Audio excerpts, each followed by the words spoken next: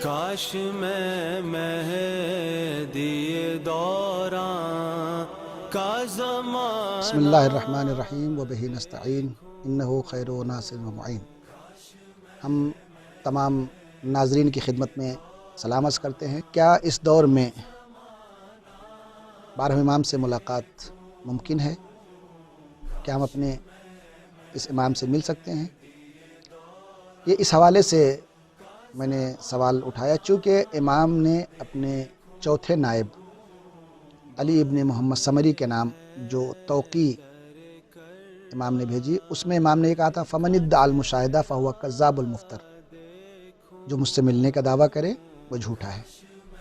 تو یہ کیسے، یہ سوال اسی حوالے سے ہے کہ یہ کیسے ممکن ہے کہ ایک طرف امام کا کہنا ہے کہ جو ملنے کا دعویٰ کرے وہ جھوٹا ہے، وہ مجھ پہ الزام لگاتا ہے، اور دوسری طرف اتنی ملاقاتیں ہو چکی ہیں اور عام لوگ نہیں کہ جس کو ہم جھوٹا کہہ سکیں. مراجع کرام، بڑی بڑی شخصیتوں نے امام سے ملاقات کی ہے. تو یہ دونوں چیزیں آپس میں کیسے جمع ہو سکتی ہیں؟ ایک طرف روایت ہے اور دوسری طرف ملاقات.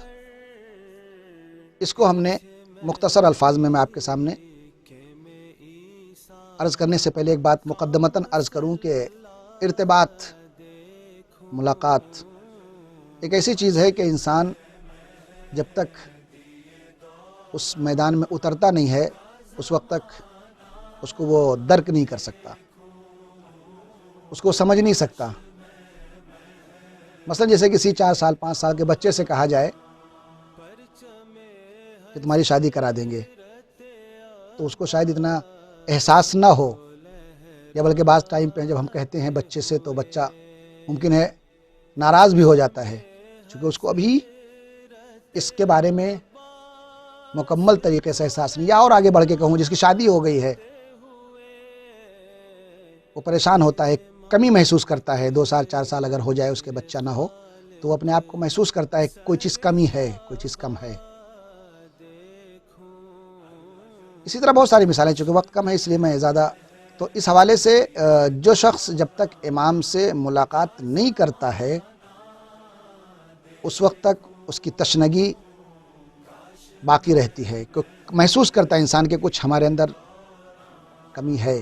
لیکن جو ملاقات کر لیتا ہے وہ پھر بغیر امام کے ایک لمحے نہیں رہ سکتا. اسی لیے جنہوں نے ملاقات کی ہے وہ دیوانوں کی طرح دوبارہ امام سے ملنے کے لیے بے قرار رہتے تھے. اب آئیے اس سوال کا جواب کہ امام سے ملاقات ہو سکتی ہے یا نہیں. ہم ملاقات کو 2 حصوں میں بانٹتے ہیں. کون سی ملاقات؟ اب یہ چونکہ روایت جو ہے اس کو کیسے ہم جمع کر سکتے ہیں. 2 طرح کی ملاقات ہے. پہلی ملاقات یہ ہے کہ ہم اپنے ارادے اور اختیار سے نہیں ملاقات کریں گے امام سے. ملاقات کرنے والا خود کوئی اختیار نہیں رکھے، کب ملنا ہے، کہاں ملنا ہے، کتنی دفعہ ملنا ہے، کس جگہ ملنا ہے، کچھ اس کو خبر نہیں ہے. امام ٹائم معین کریں گے، امام جب چاہیں گے ملیں گے، اور امام جہاں چاہیں گے ملیں گے، اور جتنی بار چاہیں گے امام ملیں گے.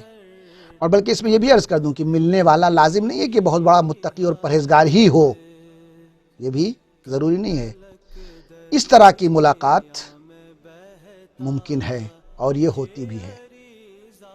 وہ ملاقات جو امام نے منع کیا ہے، فمن ادعى المشاہدہ فہو کذاب المفتر، جو لفظ آیا ہے، وہ مشاہدہ جس طرح سے 4 نائب جو امام کے تھے اور وہ امام سے جب چاہتے تھے شیعوں کے لیٹر یا شیعوں کے رقوم شرعیہ کو لے کر پہنچ کے ملتے تھے، اس ملاقات کو امام نے منع کیا ہے. تاکہ لوگ دکان کھول کے، دوسری ملاقات جو ہے جس کو امام نے منع کیا ہے وہ یہ ہے کہ لوگ دکان کھول کے بیٹھ جائیں اور کہیں کہ ہم امام سے ملاقات کرواتے ہیں اور ہم امام سے ملاقات کرتے ہیں. ایسی ملاقاتوں کو امام نے منع کیا ہے. اور حتیٰ کہ جن حضرات نے امام سے ملاقات کی ہے انہوں نے خود ڈائریکٹ اپنی زندگی میں اس کا اقرار نہیں کیا ہے.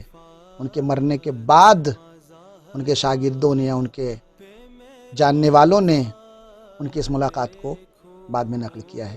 اور حقیقت یہ ہے کہ خود دعویٰ کرنا ملاقات کا، اس بات کا امام نے منع کیا کہ ویسے آتی شیعتی من یدعی المشاہدہ الا فمن ادعى المشاہدہ قبل خروج سفیانی فهو کذاب.